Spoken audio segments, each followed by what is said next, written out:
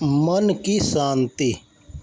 हमें पग पग पर सुख और दुख की अनुभूति होती रहती है और हम ऐसा समझते हैं कि यदि अमुक अमुक वस्तुएं हमें मिल जाए तो हम बहुत ही संतुष्ट हो जाएंगे।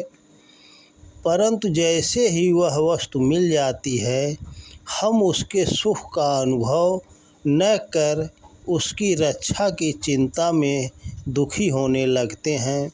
यह डर बना रहता है कि कहीं वह चीज़ खो न जाए। इस प्रकार एक न एक भय आजीवन बना रहता है और साथ ही साथ एक न एक लोभ भी लगा रहता है। हम स्वार्थों की पूर्ति के लिए किसी न किसी के आगे हाथ पसारा करते हैं, अपनी लोलुपता का प्रदर्शन करते हैं और जब कोई हमारी ओर पूरा ध्यान नहीं देता तो हमें ऐसा लगता है कि हमारी अवहेलना हो रही है, हमारी मानहानि हो रही है, हमें प्रशंसा की भूख रखती है, हमारे अंदर लोभ और मोह व्याप्त रहते हैं। फल यह होता है कि जो शक्ति हमारे उद्धार के लिए मिली है उसका दुरुपयोग होता है और हम दिन रात इस शक्ति का अपव्यय कर अंत में देखते हैं तो हाथ कुछ नहीं आता। जैसे जैसे हम वृद्धावस्था के निकट पहुँचते हैं तो हमारे दोनों दोषों का बोझ बढ़ता जाता है और फल यह होता है कि हम अत्यंत मानसिक उद्वेग का अनुभव करने लगते हैं।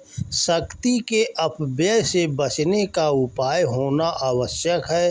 पहले तो हम यह समझें कि संसार की क्षुद्र बातों से ऊपर उठे बिना हमारा कल्याण नहीं हो सकता। मानसिक कल्याण और बोध तभी प्राप्त हो सकता है जब हमारे अंदर से विरक्ति की भावनाएं उठे। हम ऊपरी रूप से साधु फकीर का वेश बनाए रह सकते हैं, परंतु यदि भीतर से मन का सहयोग विरक्ति की ओर न हो तो हमें बार बार लोभ और मोह के झकोरों से अस्त व्यस्त होना पड़ेगा और हम देखेंगे कि हमारे लिए सुख शांति नाम की कोई चीज़ नहीं रही। अतः भोगों से उपराम प्राप्त करने के लिए अंदर का मन साध लेना परमावश्यक है। ऐसा कर लेने से बाकी का काम आसान हो जाएगा। हमें संसार के कामों में लगे रहना चाहिए। हमारे जिम्मे जो भी काम आ जाए उन्हें सहर्ष करना चाहिए।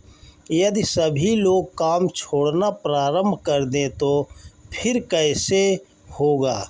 अतः हमें प्रवाह प्राप्त जो काम है उन्हें तो करना ही है और जब उन कामों को करें तो ठीक से करें, परंतु मन की चिंतन धारा को सबल अंतर्मुखी करते जाएं। ऐसा करते हुए हम बहुत कुछ आत्म कल्याण कर सकेंगे। काम करते हमारे अंदर दोष भी प्रकट होंगे तो हमें उनको सामने आने देना चाहिए, तभी दूर हो सकेंगे। अपनी शक्ति का सदुपयोग हो इसके लिए तटस्थ भाव से सांसारिक कर्मों के करने की चेष्टा करें।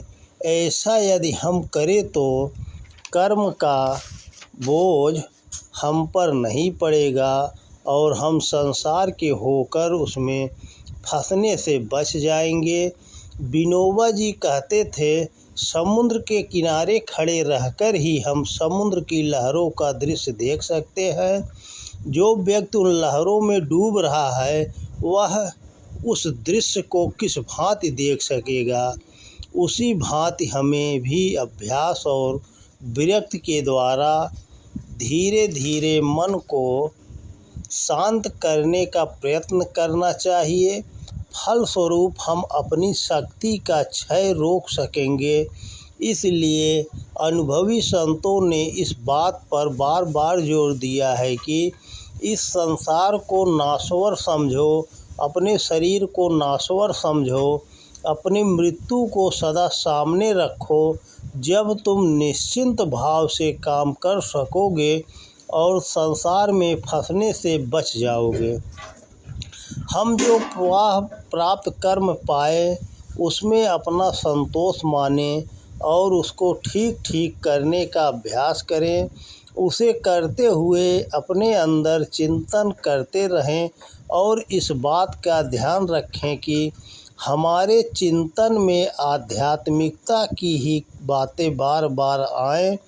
यूँ तो मन बहुत ही चंचल है, यह हमें वहाँ से यहाँ उठाता बिठाता और फेंकता रहता है।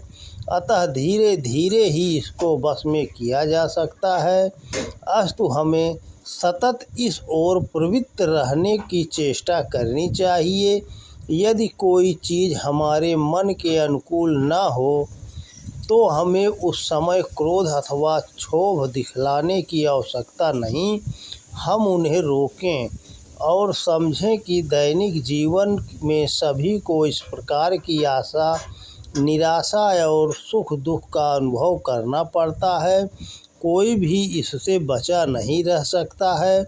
इसलिए सुख दुख के जीवन से ऊपर उठने की कला साध लेनी चाहिए। हमें जो भी प्राप्त है उसमें सुख मानें और समझें कि भगवान की बहुत भारी दया है कि उसने मुझे इन वस्तुओं का अधिकारी बनाया। हम अपने से ऊपर वालों की ओर नहीं, नीचे वालों की ओर देखें, तब हमें आसानी से पता चलेगा कि इससे भी कम सुविधा प्राप्त करके वे अपना जीवन यापन कर रहे हैं। हम तो उनसे अधिक भाग्यशाली हैं। परमेश्वर से यदि मांगना ही है तो यह मांगें कि हे भगवान, हमें वह शक्ति दो जिससे कि हम सुख दुख दोनों को धैर्यपूर्वक झेल सकें और जो कुछ हमें प्राप्त है उसमें संतोष मानकर आगे बढ़ते चलें। इस प्रकार शक्ति की याचना से हम आंतरिक शांति प्राप्त कर सकेंगे और उद्विग्नता से अपनी रक्षा कर सकेंगे। यदि हम सभी प्रकार की योग्यता प्राप्त कर चुके और अपने को बहुत शक्तिशाली, पदु और योगांतसंपन्न समझने का अहंकार आ गया तो पुनः एक एक करके हमारे अंदर दुर्गुणों का प्रवेश होगा, हमारी शक्ति का क्षय होगा और हम अशांत होने लगेंगे। इस प्रकार की परिस्थितियों से अलग रहना और अपने भीतर नम्रता का विकास करना परमावश्यक है। ऐसा करने से हम अपने को अधिक शांत रख सकेंगे और सज्जनों के निकट बैठकर उनकी शिक्षा को आसानी से हृदयंगम कर सकेंगे। अतः नम्रता की प्राप्ति के बाद हम सुरक्षित रहने की कला अपने आप सीख लेंगे और अपनी शक्ति का संरक्षण करते हुए इस संसार यात्रा को साआनंद तय कर सकेंगे। तब हमें दिन पर दिन अत्यधिक शांति और आनंद का अनुभव होगा। यदि हमें घबराहट कभी उद्वेलित भी करेगी तो उस पर शीघ्र काबू पा सकेंगे। मन के लिए स्वाध्याय वैसा ही है जैसा शरीर के लिए व्यायाम। तो दोस्तों नमस्कार।